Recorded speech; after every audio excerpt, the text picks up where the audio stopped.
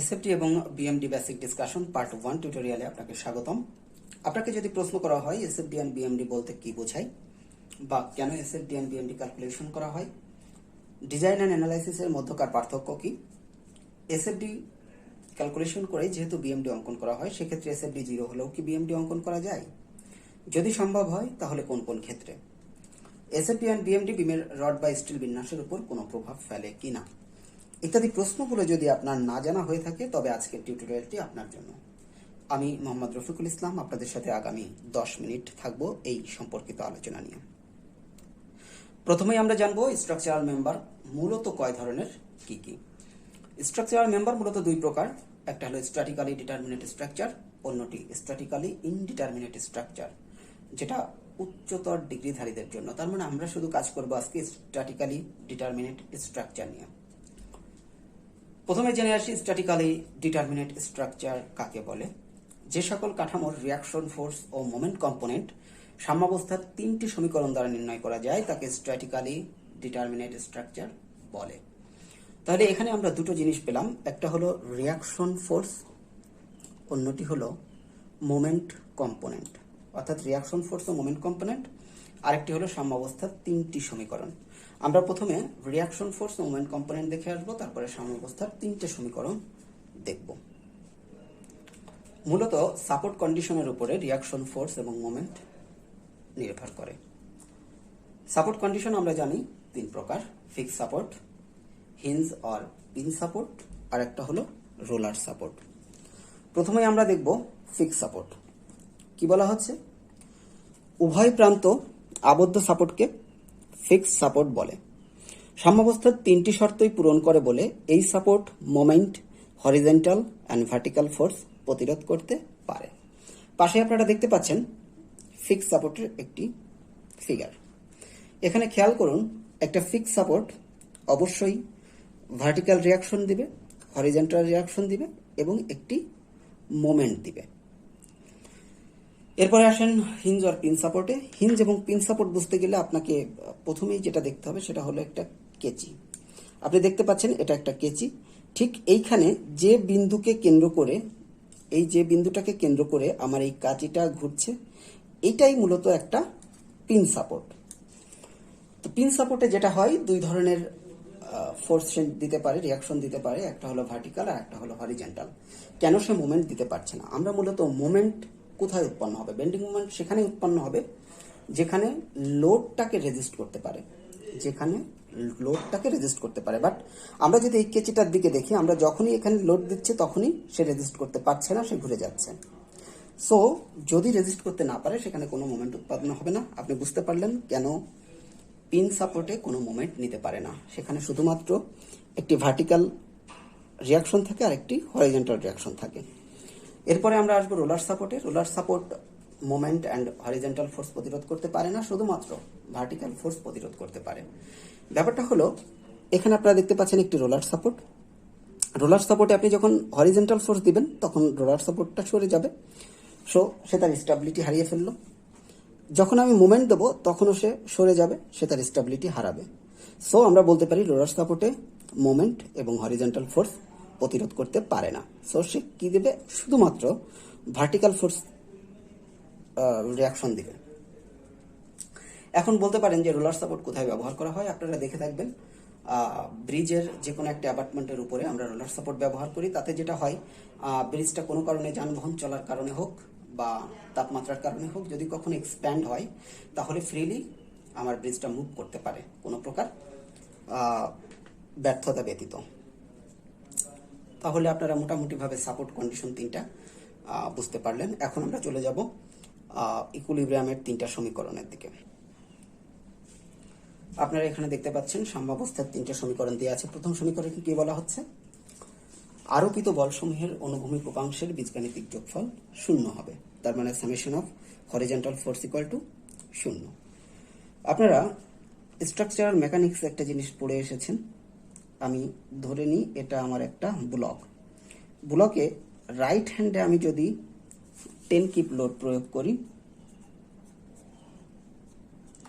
এবং একই সাথে বিপরীত দিকে, বিপরীত ডিরেকশনে যদি আমি লেফট হ্যান্ডে 10 কিপ লোড প্রয়োগ করি, তাহলে বলা যায় যে এই কাঠামোটার পরে বা এই স্ট্রাকচারের পরে কোনো ধরনের লব্ধি বল নাই। তার মানে লব্ধি বল ইকুয়াল টু জিরো বা summation of horizontal force equal to এখানে জিরো। ঠিক এই কন্ডিশনটা আমাকে স্যাটিসফাই করতে হবে। 2 নম্বরে বলা হয়েছে আরোপিত বলসমূহের উলম্ব উপাংশের বীজগাণিতিক যোগফল শূন্য হবে। তার মানে summation of vertical force equal to zero হতে হবে। এক্ষেত্রে যেটা হবে, আমি ধরে নিচ্ছি এখানে আমার একটা বিম আছে, দুই পাশে যার ফিক্স সাপোর্ট, তাই না? এরপরে আমি একটি লোড অ্যাপ্লাই করলাম। লোড অ্যাপ্লাই করলে যেটা হবে, এই লোডগুলো প্রত্যেকটা ক্রস সেকশন বরাবর ক্রিয়া করবে। আমি এইখান থেকে একটা ক্রস সেকশন কেটে নিলাম, একটা ক্রস সেকশন আমি কেটে নিলাম বিমটার। এখন আমার এই যে বলটা আমি অ্যাপ্লাই করেছি ভার্টিক্যালি, এই বলের জন্য যে ফোর্সটা ক্রিয়া করবে মূলত ক্রস সেকশনে সমান্তরালভাবে নিচের দিকে ক্রিয়া করছে। এখন শিয়ার ফোর্সের উদ্ভব তখন হবে যখন আমার এই বিম প্রপার্টি ঠিক বা আমার সাপোর্ট প্রপার্টি ঠিক তার অপোজিট দিকে এই ভার্টিক্যাল ফোর্সের সমান ফোর্স অপোজিট দিকে ক্রিয়া করবে। এক্ষেত্রে আমরা বলতে পারবো যে আরোপিত বলসমূহের উলম্ব উপাংশের বীজগাণিতিক যোগফল শূন্য, অর্থাৎ summation V equal to zero. V বলতে এখানে বোঝানো হচ্ছে মূলত শেয়ার ফোর্স। আমরা যে ফোর্সটা এখানে দিয়েছি, অ্যাপ্লাই করেছি, সেই ফোর্সটা ক্রস সেকশনের সমান্তরালে ক্রিয়া করে এবং আমাদের রিয়াকশন ফোর্স, আমার সাপোর্ট যে রিয়াকশন ফোর্স দিচ্ছে সেটাও সমান্তরালে উপরের দিকে ক্রিয়া করে। এই উপরের দিকে ক্রিয়া করা বলগুলোকেই মূলত বলা হচ্ছে শেয়ার ফোর্স বা ভি। আরেকটা ব্যাপার বাকি থেকে গেছে, সেটা হলো আরোপিত বলসমূহের মোমেন্টের বীজগাণিতিক যোগফলও শূন্য হতে হবে। তার মানে কোনো একটি স্ট্রাকচার যদি সাম্যাবস্থায় আনতে হয় তাহলে এই তিনটে জিনিসকে অবশ্যই শূন্য হতে হবে। কাকে শূন্য হতে হবে? হরিজন্টাল ফোর্সের বীজগাণিতিক যোগফল শূন্য হতে হবে, ভার্টিক্যাল ফোর্স বা শেয়ার ফোর্সের বীজগাণিতিক যোগফল শূন্য হতে হবে, আরেকটা হলো মোমেন্টের বীজগাণিতিক যোগফলও আমার শূন্য হতে হবে। মোমেন্টের বীজগাণিতিক যোগফল কিভাবে শূন্য হবে? যেমন আমরা যদি একটা বিম কল্পনা করি, ক্যান্টিলিভার বিম, তো সেক্ষেত্রে আমার এখানে লোড দেওয়া আছে, সাপোজ আমি ধরে নিই, তাহলে আমার এই যে সাপোর্ট, এই সাপোর্টে একটা মোমেন্ট কাজ করবে ক্লকওয়াইজ। ঠিক এই ক্লকওয়াইজ মোমেন্টটাকে আমি যদি রেজিস্ট করতে চাই তাহলে এন্টি ক্লকওয়াইজ আমাকে এর সমান একটা মোমেন্ট দিতে হবে। তো এই যে এন্টি ক্লকওয়াইজ যে মোমেন্টটা আমরা অ্যাপ্লাই করছি, এই এন্টি ক্লকওয়াইজ মোমেন্টটাকে বলা হচ্ছে বেন্ডিং মোমেন্ট বা বিএম। এই বিএমটাকে অবশ্যই শূন্য হতে হবে, অর্থাৎ ক্লকওয়াইজ এই মোমেন্ট এবং এন্টি ক্লকওয়াইজ এই বেন্ডিং মোমেন্ট, এই দুটোর বীজগাণিতিক যোগফল অবশ্যই শূন্য হতে হবে। আপনারা অবশ্যই বুঝতে পেরেছেন ব্যাপারটা। এতক্ষণে আমরা সাপোর্ট রিয়াকশন সম্পর্কে জেনে আসলাম এবং সাম্যাবস্থার তিনটি সমীকরণ সম্পর্কেও জেনে আসলাম। এখন আমরা জানব রিয়াকশন ফোর্স ও মোমেন্ট কম্পোনেন্ট এবং সাম্যাবস্থার ভিত্তিতে কোন কাঠামো, কোন বিমগুলো স্ট্যাটিক্যালি ডিটারমিনেট, কোনগুলো স্ট্যাটিক্যালি ইনডিটারমিনেট। আমরা প্রথমেই দেখতে পাচ্ছি একটা ক্যান্টিলিভার বিম।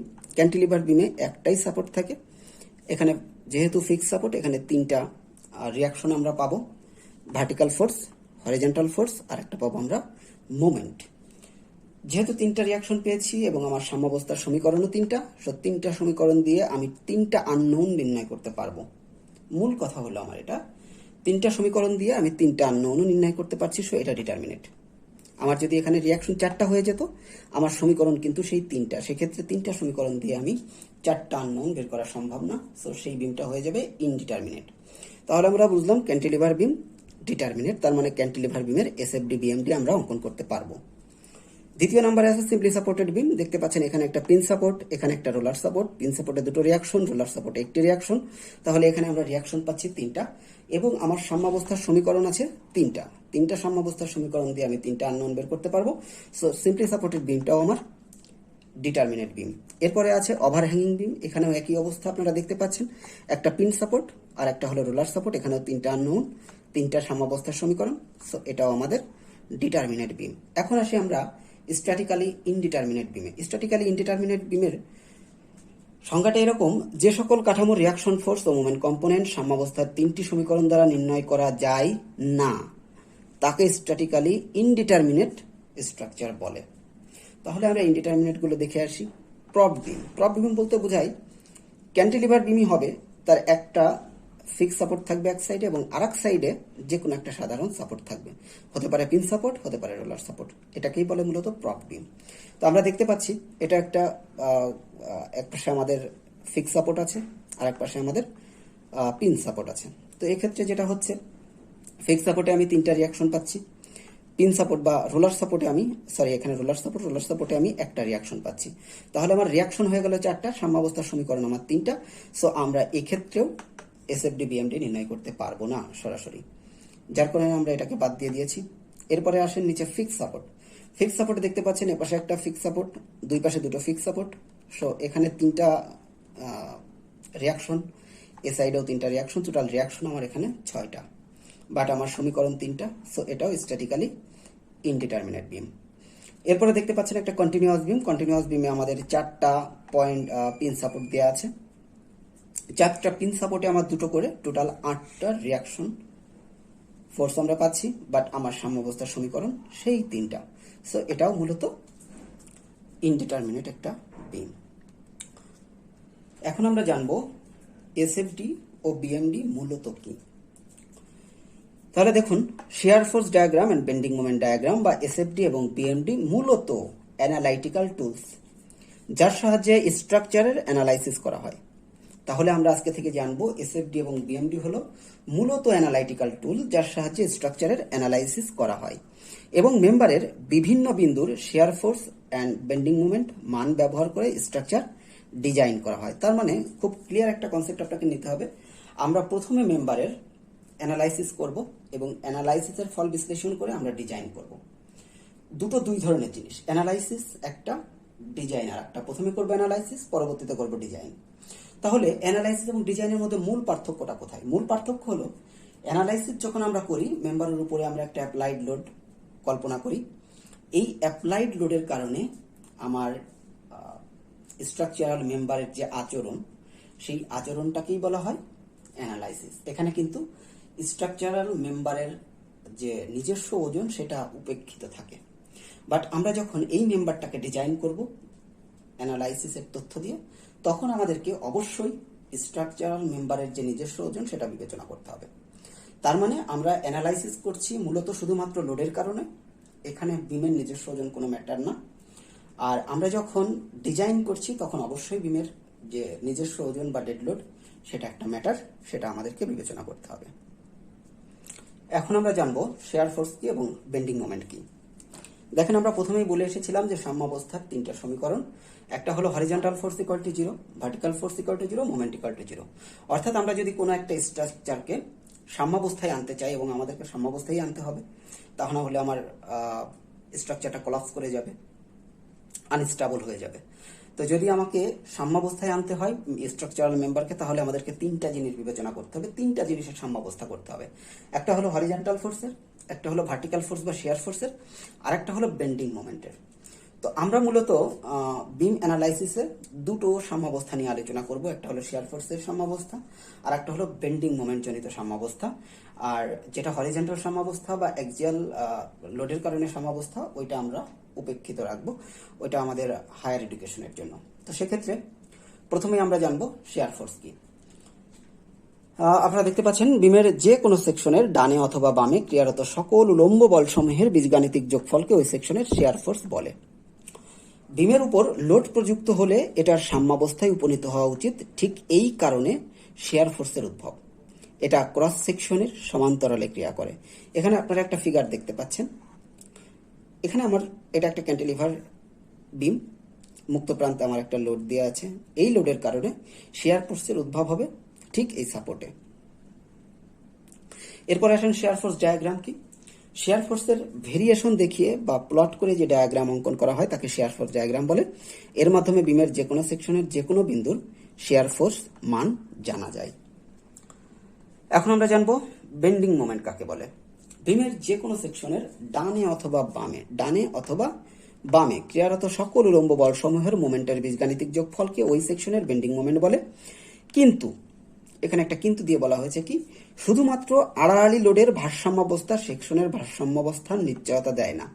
তার মানে আমরা আগেই করেছি কি, শেয়ার ফোর্সে বা আড়াআড়ি ফোর্সের কারণে আমরা একটা সাম্যাবস্থা দেখিয়েছি। কিন্তু এখানে বলা হচ্ছে শুধুমাত্র আড়াআড়ি লোডের ভারসাম্যাবস্থা সেকশনের ভারসাম্যাবস্থার নিশ্চয়তা দেয় না। এক্ষেত্রে প্রযুক্ত লোডের কারণে মোমেন্ট উৎপন্ন হয়, ফলে বিমের ঘূর্ণনের সম্ভাবনা থাকে। আর এই ঘূর্ণনকে বাধা দেওয়ার জন্য বেন্ডিং মোমেন্টের উদ্ভব। আপনাকে বুঝতে হবে আমাদের তিনটা যে ইকুইলিব্রিয়াম, তার আমরা একটা ইকুইলিব্রিয়াম করেছি শিয়ার ফোর্স দিয়ে, আর একটা ইকুইলিব্রিয়াম করছি বেন্ডিং মোমেন্ট দিয়ে, আর একটা ইকুইলিব্রিয়াম আমাদের বাকি থেকে গেছে, সেটা হলো অ্যাক্সিয়াল ফোর্সের জন্য, সেটা আমরা উপেক্ষিত রাখবো পরবর্তী কোনো দিনের জন্য। এখন আমরা বেন্ডিং মোমেন্টটা বুঝবো। বেন্ডিং মোমেন্টটা আসলে কি? বেন্ডিং মোমেন্টটা বলতে মূলত বোঝায় রেজিস্টিং মোমেন্ট। এখানে আমি একটা ক্যান্টিলিভার বিম দেখতে পাচ্ছি। এই বিমের মুক্ত প্রান্তে আমার একটা লোড দেওয়া আছে। লোডের কারণে এর ঠিক ক্লকওয়াইজ একটা মোমেন্টের উৎপন্ন হবে। ক্লকওয়াইজ একটা মোমেন্টের উৎপন্ন হবে, কারণ কি? এই লোডটা, এখানে আমার একটা সাপোর্ট আছে, সাপোর্ট আমার এই লোডটাকে রেজিস্ট করছে। সো রেজিস্ট যেখানেই করবে সেখানে একটা মোমেন্ট উৎপন্ন হবে। তাহলে আমার একটা মোমেন্ট উৎপন্ন হলো। এখন এই মোমেন্টটাকে যদি আমার সাম্যাবস্থায় না আনি, তাহলে আমার স্ট্রাকচার আনস্টেবল হওয়ার সম্ভাবনা আছে। তো সাম্যাবস্থায় আনার জন্য কি করলাম? আমরা এই যে দেখেন একটা অপোজিট দিকে এন্টি ক্লকওয়াইজ একটা মোমেন্ট আমরা অ্যাপ্লাই করেছি। এই মোমেন্টটা হবে এই মোমেন্টের সমান, আর এই মোমেন্টটাকেই মূলত বলা হচ্ছে বেন্ডিং মোমেন্ট। আশা করি বুঝতে পেরেছেন। এখন আমরা দেখব পিওর মোমেন্ট কি। পিওর মোমেন্ট বলতে বোঝাচ্ছে, আমরা এখানে একটু পড়ে দেখি, দুটি সমান ও সমান্তরাল বল ভিন্ন সরল রেখায় পরস্পর বিপরীত দিকে ক্রিয়াশীল হলে তাকে যুগল বলে। যুগলের ক্রিয়ায় বস্তু আবর্তিত হতে চায় বা হয়, কিন্তু কখনোই অবস্থায় স্থানান্তর ঘটে না। যুগলের লব্ধি বল শূন্য, কিন্তু লব্ধি শূন্য নয়। এখানে আপনি একটা ফিগার দেখতে পাচ্ছেন, ঠিক সমান বল, এই একটা বল, এই একটা বল অ্যাপ্লাই করা হচ্ছে, সমান মানের বল। কিন্তু একটা জিনিস, এই বল দুটো ক্রিয়া করছে দুটো ভিন্ন সরল রেখায়। সমান বল দুটো ভিন্ন সরল রেখায় ক্রিয়া করছে, এখানেই মূলত যুগলের উদ্ভব হচ্ছে। তো এই কারণেই মূলত পিওর মোমেন্টের উদ্ভব হয়। আরেকটা জিনিস মনে রাখবেন, পিওর মোমেন্ট মানে কি? সেটা শুধুই মোমেন্ট, তার সাথে কোনো প্রকার শেয়ার স্ট্রেচের সৃষ্টি হচ্ছে না। তার মানে আমরা যখন লোডের কারণে কোনো মোমেন্ট নির্ণয় করি, সেখানে লোডের কারণে শেয়ার ফোর্সেরও উদ্ভব হয় বা শেয়ার স্ট্রেসের উদ্ভব হয়। বাট পিওর মোমেন্ট এমন একটা মোমেন্ট যেখানে শুধুমাত্রই মোমেন্ট থাকে, কোনো প্রকার শেয়ার স্ট্রেস বা শেয়ার ফোর্স থাকে না। এখন আমরা দেখব বিম অ্যানালাইসিস ও ডিজাইনের মধ্যকার পার্থক্য কি। বিম ডিজাইনে মূলত আমরা যেটা করে থাকি, ক্রস সেকশন নির্ণয় করি, স্টিলের এরিয়া নির্ণয় করি, বন্ড এবং শেয়ার ইত্যাদি চেক দিয়ে থাকি। অপরদিকে বিম অ্যানালাইসিসে যেটা করা হয়, লোড ক্যালকুলেশন করা হয়, axial load, share force calculation করা হয়, আর একটা হলো বেন্ডিং বা রেজিস্টিং মোমেন্ট ক্যালকুলেশন করা হয়। এসএফডি এবং বিএমডির মধ্যকার যে ডিফারেন্সগুলো, এটা আপনারা একটু দেখে নেবেন বাসায়। এখন আসেন, এসএফডি শূন্য হলে ওই ক্ষেত্রে বিএমডি অঙ্কন করা কি সম্ভব? অবশ্যই সম্ভব। কারণ হলো,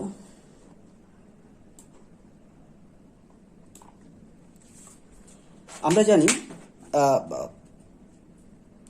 জানি BMD equal to integral SF dx. SF equal to এখানে shear force, SF equal to 0, সুতরাং BMD equal to integral 0 dx equal constant. এই জিনিসটা আপনাকে বুঝতে হবে, কনস্ট্যান্ট। তার মানে বেন্ডিং মোমেন্ট তখনই অঙ্কন করা যাবে যখন আমার বিএমডির মান বা ওই যে মোমেন্টের মান পুরো বিম জুড়ে কনস্ট্যান্ট হবে, কোনো প্রকার চেঞ্জ হতে পারবে না। অর্থাৎ এখানে বলা আছে, অর্থাৎ অবশ্যই মোমেন্টের মান কনস্ট্যান্ট হতে হবে বা দৈর্ঘ্যের সাথে ভিন্ন হতে পারবে না, সর্বত্র একই মোমেন্ট হবে। যেমন আমরা পাশের চিত্রটা একটু খেয়াল করি, এখানে একটা ক্যান্টিলিভার বিম দেওয়া আছে, বিমের মুক্ত প্রান্তে 5 কিলো নিউটন মিটার একটি পিওর মোমেন্ট আমরা এখানে অ্যাপ্লাই করা আছে। তো এক্ষেত্রে দেখেন কোনো প্রকার ভার্টিক্যাল ফোর্স নাই।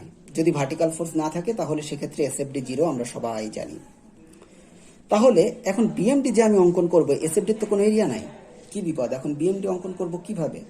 আবার এর কি বিএমডি অঙ্কন করা সম্ভব? অবশ্যই সম্ভব। কারণ দেখেন, আমার এই যে মোমেন্ট, একটা মাত্র মোমেন্ট দেয়া, সো এই পুরো মেম্বার জুড়েই আমার এই মোমেন্টটা কনস্ট্যান্ট।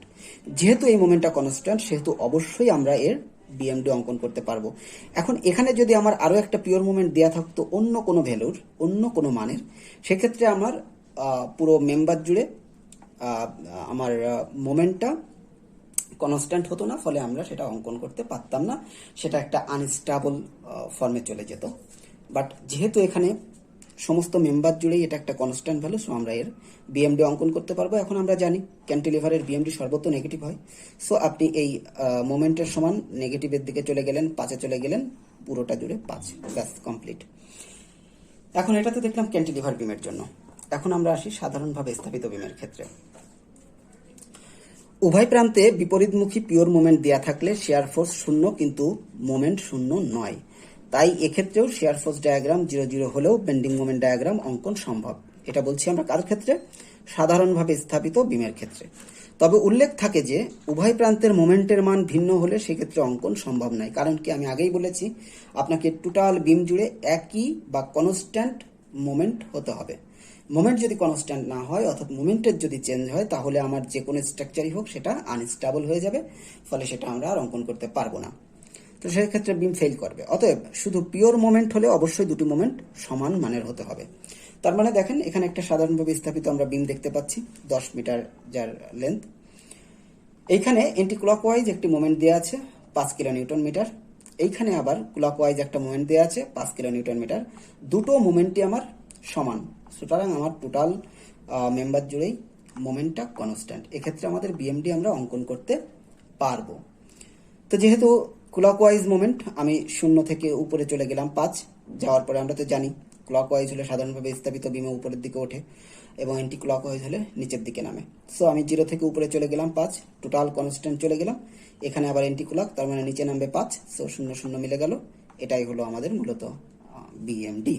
তো আজ এই পর্যন্ত, অনেক বড় হয়ে যাচ্ছে টিউটোরিয়ালটা। বাকি অংশ টিউটোরিয়াল নাম্বার 2-তে পাবেন। ধন্যবাদ সকলকে।